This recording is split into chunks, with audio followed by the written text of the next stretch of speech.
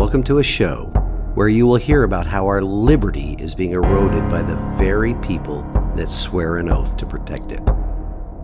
Today, the president signed a big new anti-terrorism bill that would expand the government's ability to track down terrorists, but at some cost. On this show, we will discuss many of the lies that the government that hates us, by the way, we will discuss the lies that the people in positions of power and influence spread every day. And what is the best way to confuse children? Confuse them about their sexuality, confuse them about their gender, expose them to things that their little brains are not ready for yet. That is how they are confusing children. It is leading to chaos, and Big Daddy government, of course, can be there to pick us all up and take care of us at the end of it. We will also talk about how current elected leadership at all levels of government has been corrupted by power and control, as well as discuss the types of leadership needed to correct our republic's course. We the people. It was time to remember that we the people are the government. Providing assistance for the Ukrainians to defeat the Russians, that's the number one priority for the United States right now. I am your host, Larry Linton, retired U.S. Navy Command Master Chief and prior Tennessee House of Representatives District 12 candidate, and welcome to the Liberty, Leadership, and Lies podcast. Welcome to this week's show, ladies and gentlemen, which just happens to be the 100th regular episode of the podcast. I'm astounded by that fact. In all reality, though, it will be the 196th episode if I count all the full episodes, along with the weekend updates I used to do, as well as the special interview episodes. So the show is continuing the churn. I do need the audience's help, though. If you like this content, be sure to share the podcast with your family, friends, neighbors, and coworkers, especially for the folks that live here in Sevier County, Tennessee, as well as the entire state of Tennessee. A lot of the content primarily deals with what is happening here in my county and in the volunteer state. I do try to ensure some national content is included in each episode because I don't want to leave out those people that have decided to take a stand in the arena where they live. Today's episode, though, is Tennessee specific. But please be sure to subscribe to the podcast on whatever platform you listen to it on. Share it through your social media pages and through your email contacts as well. You can also tell everyone you know that the podcast is available on multiple platforms, as well as on Rumble and YouTube. Someday soon, I will try my hand at actually doing a video recording of the show instead of what I currently upload to Rumble and YouTube. I'm practicing on doing a video recording of the podcast, but there are several bad habits I have that I need to work on prior to getting that accomplished. The biggest one I have is looking away from the camera and almost rolling my eyes in the back of my head while I'm trying to formulate a thought before I speak it. Or I get distracted by a notification about a news item that I'm following or an email that I receive. Once I work on getting those bad habits almost completely eliminated, then I will consider recording the video version of the podcast. Also, I cannot forget to mention that doing a video podcast while on travel half the year will be extremely challenging too. Lots of logistics involved with that, especially on those occasions where I'm working with very limited internet connectivity. Not to mention, it will not have the sound quality of recording here in the Goat Locker studio. Anyway, if you visit the show's homepage on Spotify for podcasters, which is what used to be called Anchor.fm, there is a button you can click on located on the show's homepage at Spotify so that you could support the show monetarily. As I mentioned in last week's episode, there will not be any commercials for this show for the foreseeable future, which is kind of good for me. It takes a lot of editing to ensure the ad placement during the show. We'll have to wait and see what happens in the future, though, as it relates to ad placement for Spotify during the podcast. And as I mentioned, if you feel so inclined, you can support the show monetarily. It is not necessary, but it would be greatly appreciated. All proceeds I receive from Anchor and Spotify are used to purchase equipment and software to improve the product I put out. In addition to the many podcast platforms this show is on, I also hang a link to the show on my webpage and share the weekly episodes on my social media pages. Now, let's get on to this week's topic of lies. The title of the show is Lies, more incompetence, or corruption? I believe by the end of the show you will know that it isn't incompetence we're talking about today. Today's episode will be a bit longer than usual because of the information I want to share. But it is really serendipitous that the topic of lies is up in the rotation right now. This episode comes on the heels of the same week that the Sevier County Republican Party's biannual reorganization convention was convened and concluded. It occurred this past Monday. I told you all that I would get some inside baseball stuff as it relates to that event and the events surrounding my choosing to run for chairman of the County Republican Party. There were a lot of shenanigans behind this past Monday's reorganization, both prior to and during the convention. I mentioned the time of the day which it was scheduled in last week's episode. Based upon the day of the week, along with the time it was scheduled, plays right along with what happened.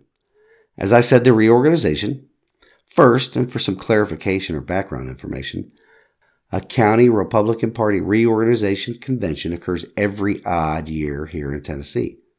The Democrat Party does the same thing. That is where the current County Executive Committee, or CEC, they convene a meeting to vote in new members of the CEC.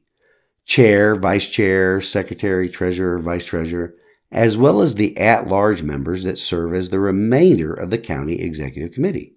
Remember that last group, at-large members, because there was some shadiness with that I specifically want to address. Shadiness involving the same person whom I had a lot of respect for prior to all the events that occurred surrounding this meeting. Let's first discuss the date and time of the reorganization convention. I alluded to this a bit last week, but we'll go over it again and you be the judge of why the convention is scheduled like it is. The Sevier County GOP reorganization convention was scheduled and took place at noon on Monday, the 20th of March. Noon on a Monday. If you head over to the Tennessee GOP's webpage, it lists the dates and times for nearly every county's reorganization convention. Some are missing the actual data, but if you do a web page and a Facebook page search, the available data will also confirm this. There are 95 counties in the state of Tennessee. Every reorganization convention that occurred or will occur this year between the hours of 8 a.m. and 5 p.m., and this is from the data I could find, showed that these events happened on a Saturday. All other work week conventions took place after normal working hours during the week. It was nearly the same in 2021, too. Except during that year, the Sevier County's GOP reorganization convention took place at 2 p.m. on a Monday. So, dear listener, what do you think the why is behind the day of the week and the time of the day for Sevier being completely different from every other county in Tennessee? From the most populous county in Tennessee, which would be Shelby County, who are conducting their convention tomorrow, the 25th of March, at 2 p.m., to the least populous county of Pickett County, who held theirs yesterday, during the work week, but at 6:30 p.m. I think we all know the why, don't we? In the middle of the day on a normal work day. That means it will not be very well attended, at least by the everyday Joe and Jane that are Republicans. And then there is this. Those that are in attendance have a plan in place for who is elected to what position during the convention. Many of the listeners of this podcast and the followers on my social media pages, as well as the blog, they knew that I threw my name in the hat to be voted on for the position of chairman of the County Republican Party. It was quite the exercise trying to get the name of the person I was to notify about that, because not only is the Sevier County Republican Party not very transparent in their activities, they are very unresponsive to communications transmitted to them. I detailed all of that in last week's episode.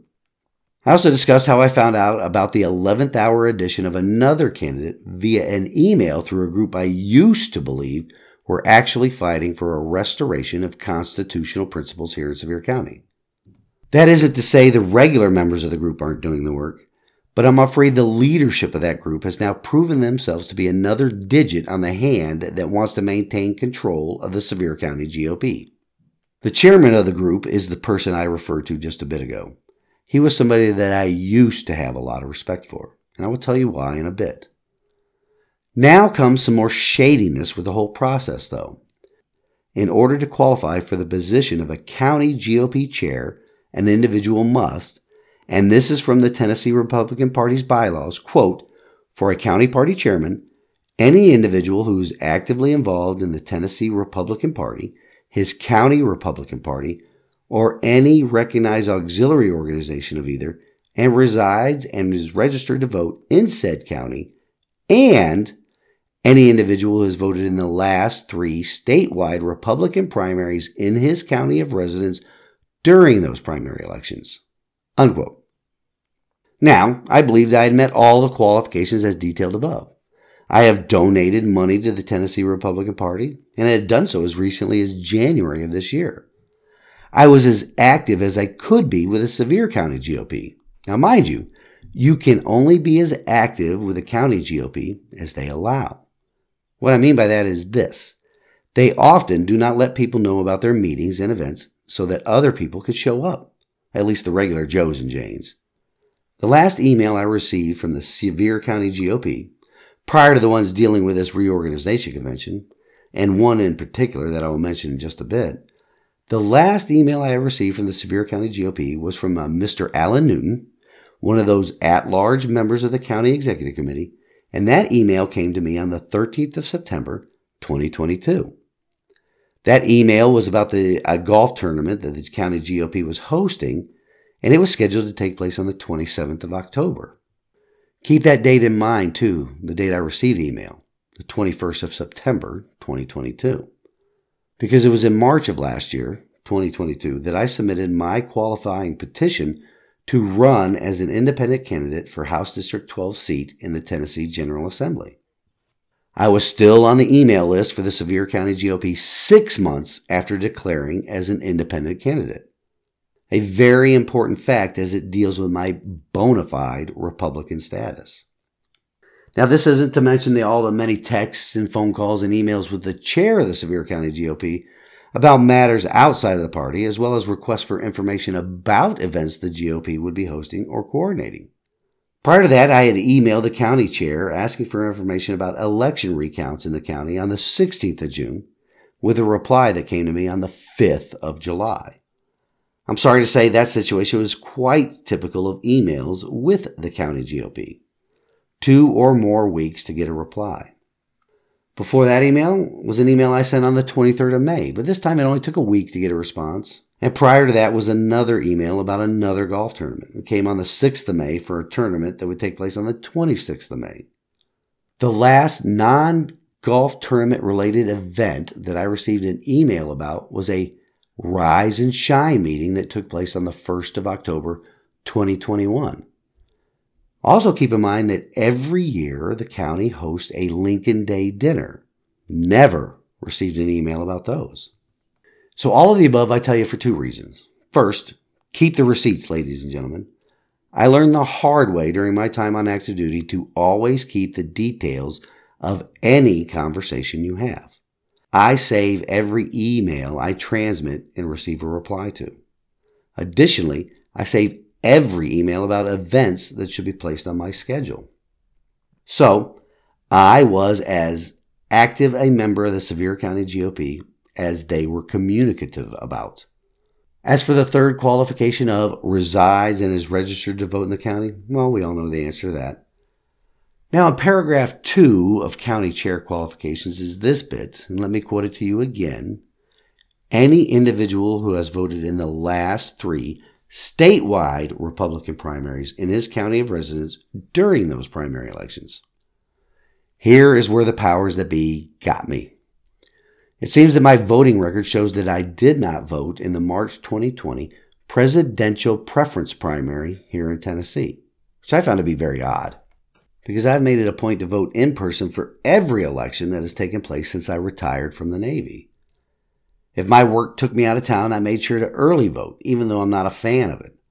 I really enjoy voting in person because for 30 years, I voted by military absentee ballot. So I looked at my voting record and lo and behold, it did indicate that I did not vote in that March 2020 election. So that led me to searching through my social media and my old phone for pictures that I usually take when I do vote. I also searched my work history to see if I was in town for that election.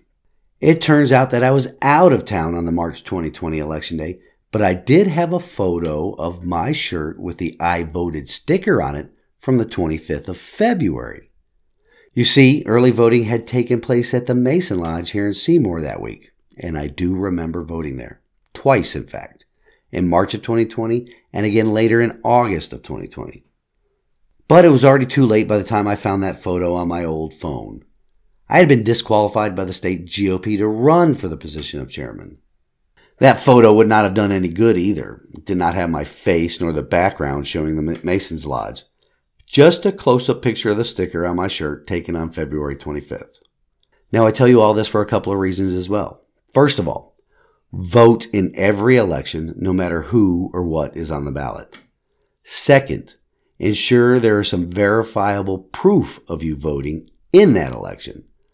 Take a selfie with your I voted sticker that has your face and the polling location in the background. Share it all over social media as a backup record of you voting in that election. Learn from my mistakes so you don't make the same ones. That disqualification notification came to me via text at nearly 7 p.m. on Thursday, the 16th of March, less than 4 days before the vote was scheduled to take place. Needless to say, I appealed the decision to the chairman of the Tennessee Republican Party immediately, and we'll get into that a bit later in the show. The end result, though, was that I did not get my appeal approved and therefore could not run for the position of chairman. However, I was eligible to run for every other position on the county executive committee. The voting requirement was not to last the Republican statewide elections, but 3 of the last 4 Republican primary elections. My voting records show that I had voted in August of 2018, August of 2020, and August of 2022 Republican primaries. Funny how that works, huh? The one election I needed on my record is missing from my record. I voted in every other election except the one that broke up my 3 consecutive. Things that make you go, More on that in the future, though. So before I do get into the appeal that I had with Mr. Golden, I want to discuss the person I have lost all respect for. For a couple of reasons, too, and I'll detail them here. Also, for now, I will not mention this man's name or the group he leads.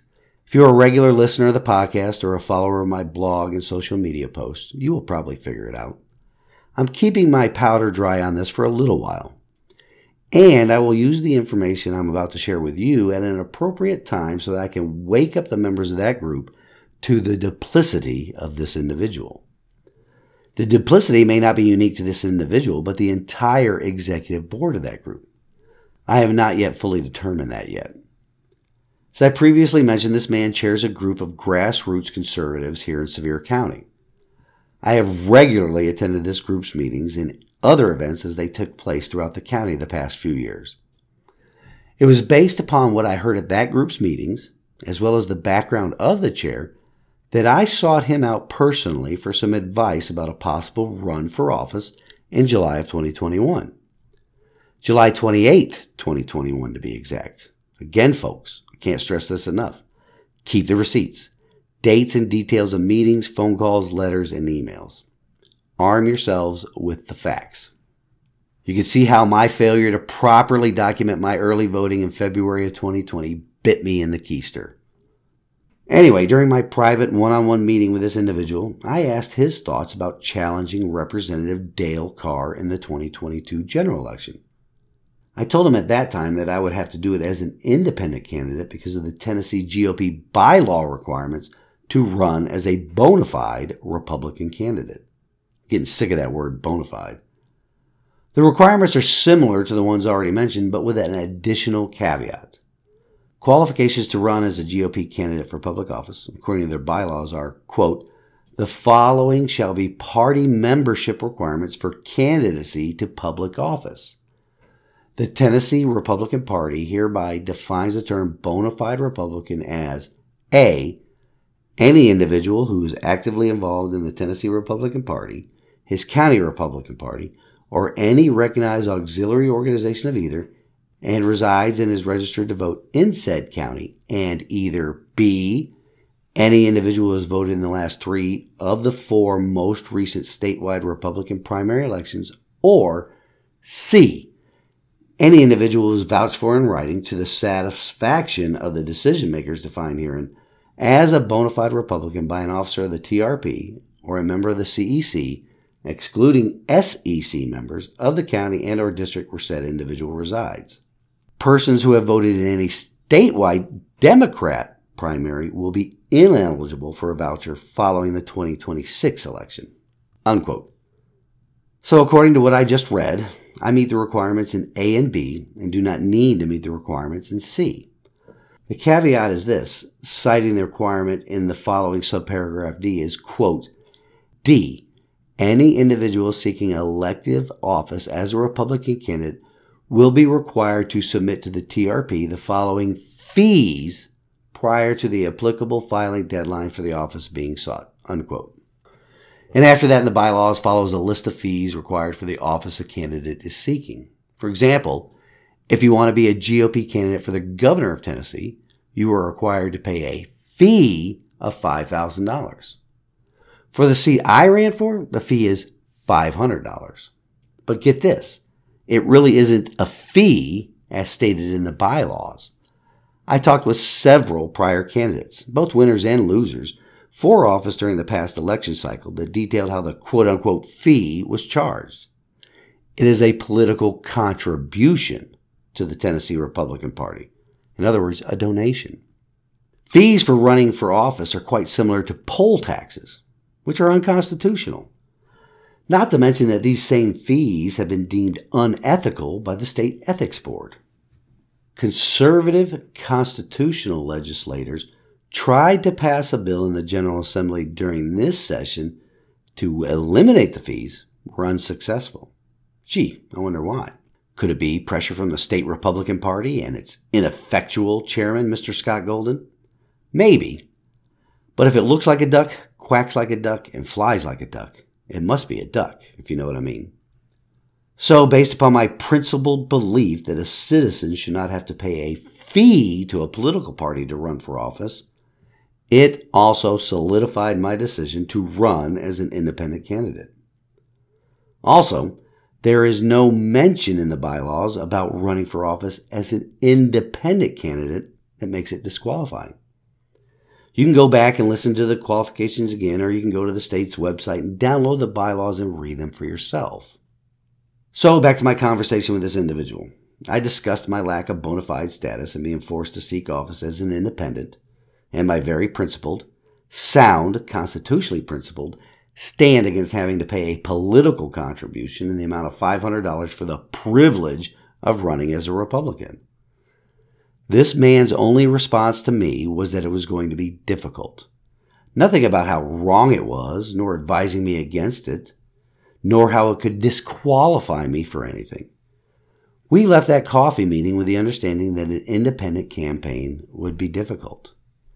Nothing else. I never imagined he would be part of the reason for it being difficult to involve myself in Sevier County politics. The group that this individual is the chair of has the following as their mission statements. Quote, conduct ourselves in a manner consistent with the principles set forth in God's holy word. Support and promote the original intent of the Constitution of the United States of America and the Constitution of the State of Tennessee. Affirm that all men are created equal, that they are endowed by their Creator with certain unalienable rights, that among these are life, liberty, and the pursuit of happiness. Support the right to life of unborn children from the time of conception through birth. Monitor the voting records of elected officials as related to our state and United States Constitution, as well as conservative principles. Maintain lines of communication to those officials, both pro and con, regarding their voting records. Make the citizens of Sevier County aware of their voting records through regularly scheduled meetings with informed speakers, the local media, and various sources of social media. And the part of their mission statement that is the most important takeaway is this, quote, support those candidates for office who pledge their allegiance to the Constitution of the State of Tennessee and the United States of America, and to those incumbents who have established voting records compatible with our core beliefs as set forth in this mission statement, unquote. So, believing that as a participant in this group, a very active participant, much more so than the person that would be announced as an additional candidate for the position of chair, which I didn't find out about until Wednesday, 2 days after the deadline for announcing, I let this individual know on the 12th of March that I was throwing my hat in the ring. Early on that following Wednesday, the 15th of March, another grassroots conservative group here in Sevier County sent out an email and a Facebook page notifying the GOP voters here in Sevier County to come out and support me in my bid to become chair. Keep in mind, I had not been disqualified by the TN GOP yet. So 3 days after I personally let this individual know about my plans, and on the same day that a separate group sent out an email and puts out a Facebook post to support me in my bid, this individual and his group come out of left field in support of the previously unannounced candidate that nobody officially knew about until that group's announcement. By nobody, I mean those people that are not part of the good old boy inner circle here in Sevier County. I have my thoughts on the 11th hour edition, and they are this. When nobody else had stepped forward to put their name in the hat for the chair other than myself, the good old boy had to go out and recruit the other guy. Because by any means possible, they could not have me be elected the chair of the Sevier County GOP. So naturally, I texted this individual and asked about the endorsement of somebody not active with his group. Don't get me wrong here. I'm not opposed to the other guy at all. I think he's a fine individual. He just happens to be the duly elected sheriff of Sevier County. I object to the manner in which this all occurred. Also to the potential conflicts of interest of having an elected official serve as the chairman of the GOP. And it's the sheriff, too.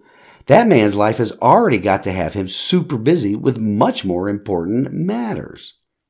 His election as chair could pose some problems for the party as well. Because now that a law enforcement officer is part of the executive committee of the county party, I'm sure that he would not want to be part of any shady dealings by the other members of the committee. In fact, he will be duty-bound to act upon any illegal activity. Who knows? It could turn out to be a very good thing. I mentioned to the individual we were discussing how this smacked of the good old boy politics. He came back at me, though, with how it was wrong for him to support me for that position because of my independent candidate status. Remember, I already talked about my 2021 meeting with him, and he said nothing at that time. He also said that he supported Representative Dale Carr in the election because, now get this, Representative Carr carried a bill for this guy in the General Assembly. It's a little quid pro quo, because remember the mission statement from this individual's organization that I read to you. The one that closed with this, quote, and to those incumbents who have established voting records compatible with our core beliefs as set forth in this mission statement, unquote. Well, Mr. Dale Carr's established voting record is not completely compatible with the core beliefs of conservatism at all. Yep, good old boy politics is the reason for this individual's support of Mr. Dale Carr and support of any candidate for chair of the GOP other than me. This individual let the cat out of the bag with that one statement about carrying a bill for him. And yes, I kept the receipts of that text exchange. And yes, I will share it with the members of his grassroots organization here in the near future. The final confirming act of his involvement as part of the Good Old Boy Club was during the convention itself. After our fellow conservatives, somebody else outside the royal family, so to speak, failed to win the position of vice chair, along with myself failing to win the positions of secretary and treasurer in those rounds of voting, came the nominations for the at-large positions. Keep in mind that my fellow patriots had forced 3 rounds of voting in an unusually packed convention, which took a lot of time during people's lunch hour. Anyway, when the at-large positions came up for nomination, one of the good old boys nominated all previous at-large members to keep their seats. Nothing unusual about that. And then as soon as that happened, the same individual that we're talking about motioned to close the nominations, which was seconded and passed, keeping my fellow conservatives from being nominated for any of those at-large positions.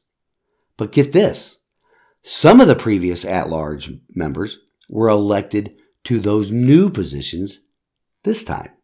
So, this individual's rush to keep me and others out of the Good Old Boy Network, they messed up by electing the same people to two different positions. And according to an official within the party that I talked with afterwards, stated that it would not be beneficial to do that, even if the bylaws of the county party permitted it. The bylaws, by the way, that I have been requesting a copy of for 2 weeks now, and those requests have only been met with silence.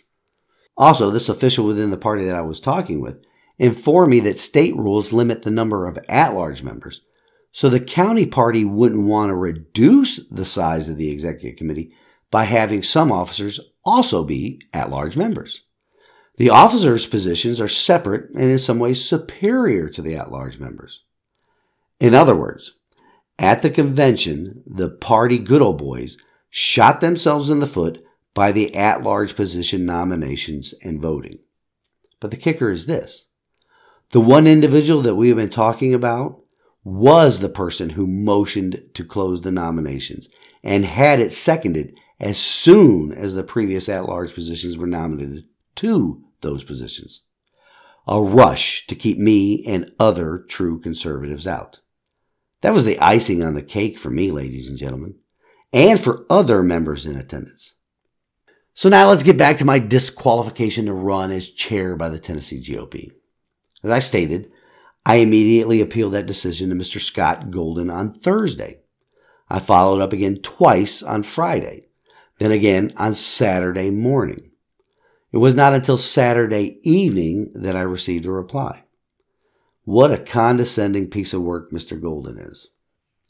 Regular listeners to this podcast know exactly how I feel about the chairman's conservative principles, or lack thereof. I have taken him to task on Twitter, on my blog, and on this podcast. The man's opening line of his response to me was this, quote, "I've never heard of you before," unquote. Well, if that is how you start a response, then I know you have heard of me. In fact, later in the email, he informed me that he discussed me with the county chair.